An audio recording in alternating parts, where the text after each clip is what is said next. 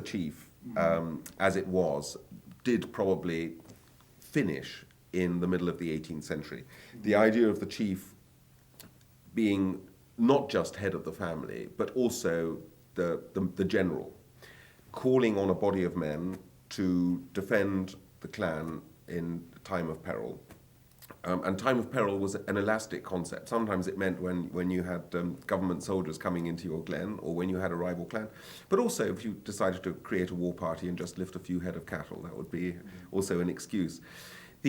Of course, I mean, we were very familiar with the Jacobite rising and so on, and the collapse of that in the middle of the 18th century. And at a political, and if you like, even at a sort of community and local level, the power of the chiefs, that the strategic role of the chief was irrevocably changed.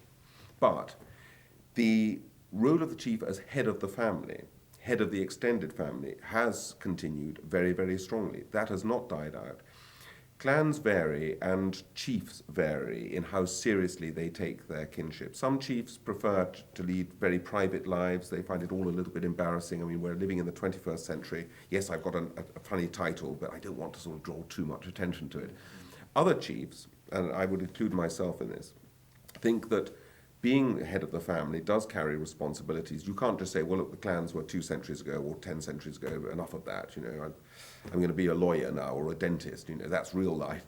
Of course, there is that reality, but so many members of clans in Scotland today still retain a fierce pride in their name, and they expect to have the head of the family, and they still feel pleased that there is someone they can say, he's my chief. In the case of the clan MacLaren, we have a very active clan society. I mean, I can just get a knock on the door, and I can still be in my dressing gown or whatever, and there's a MacLaren there and say, look, I've just come from Sydney, or I've come from Los Angeles, or I've just come from Stirling, and I gather this is where you live, and you know, I am so-and-so, and I said, well, come in, you know, and depending on the time of day, it's a dram or a kipper.